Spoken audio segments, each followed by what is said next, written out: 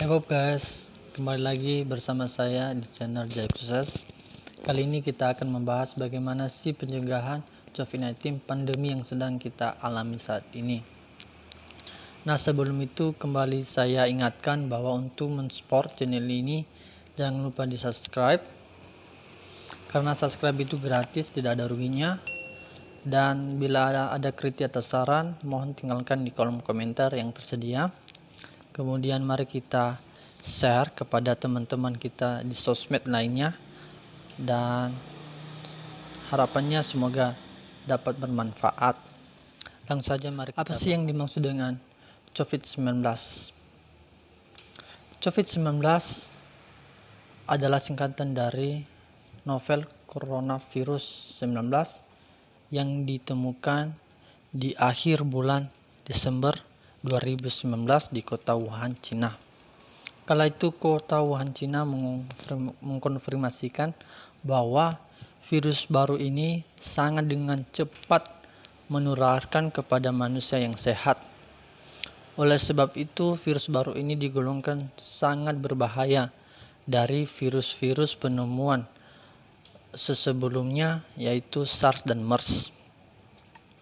Kemudian, untuk bentuknya sendiri diketahui virus baru ini berukuran sangat kecil sehingga tidak dapat dilihat oleh mata telanjang saja.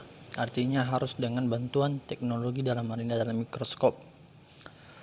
Untuk selanjutnya, virus ini berbentuk bulat, hanya saja memiliki lapisan bercorong-corong sehingga dinamakan virus baru ini sebagai coronavirus. Lalu, bagaimana sih gejala orang yang terdeteksi pertama sekali virus baru ini? Nah, untuk gejala pertama itu akan nampak di hari yang kedua sampai ke 14 hari.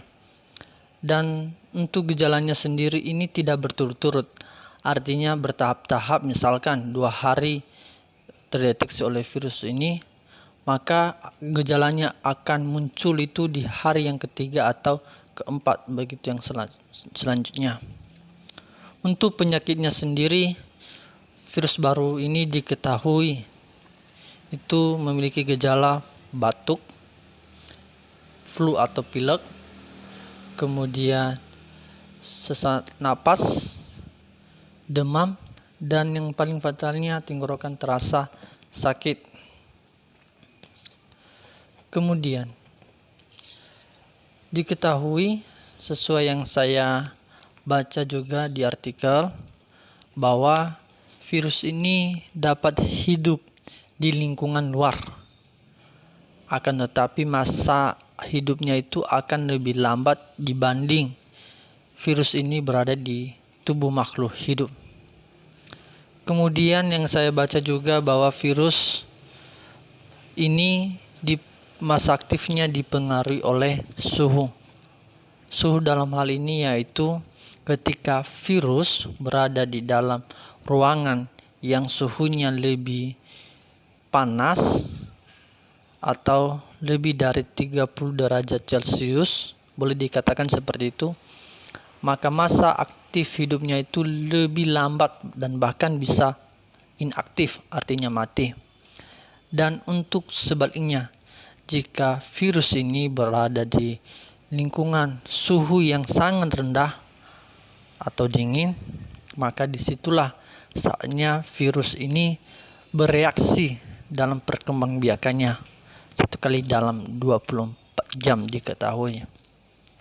Nah, untuk langkah selanjutnya bagaimana sih cara mencegah penyebaran COVID baru ini? Sesuai dengan kebijakan pemerintah kepada kita sebagai masyarakat, supaya untuk saat ini kita tetap stay home, tetap diam di rumah. Artinya bahwa segala aktivitas kita tetap kita jalankan di dalam rumah saja, misalkan seperti belajar atau beribadah. Supaya kenapa? Supaya dapat memutus mata penyebaran COVID-19 ini. Kemudian kita harus menjaga jarak dengan orang-orang berkisar 1-2 meter, itu jauh lebih baik dan bagus. Kemudian menjaga kesehatan, pola makan seperti mengkonsumsi makanan yang mengandung vitamin yang tinggi, kemudian sering mengkonsumsi mineral yang secukupnya. Karena kenapa? Kedua zat ini sangat baik untuk meningkatkan sistem kekebalan imun dalam tubuh kita. Kemudian daripada itu, untuk menjaga kesehatan tubuh kita tentunya kita harus sering berolahraga, dan saya anjurkan olahraganya itu jauh lebih baik ketika berolahraga di luar rumah, di mana berolahraga di bawah terik sinar matahari langsung. Dan waktu terbangnya itu adalah jam 8 pagi sampai jam 10 pagi, di mana saat itu adalah waktu di mana sinar ultravioletnya masih baik untuk diserap bagi kesehatan tubuh kita. Kemudian setelah saya baca juga artikel tentang virus baru ini, bahwa suatu masa hidup virus itu ditentukan oleh suatu suhu. Suhu maksud saya adalah, mari kita jaga, perhatikan suhu sirkulasi udara rumah kita supaya bebas dari udara kotor, di mana nanti udara kotor itu adalah sebagai tempat perkembang virus baru ini. Oleh sebab itu mari kita jaga kebersihan rumah kita di dalam rumah maupun di lingkungan luar rumah kita.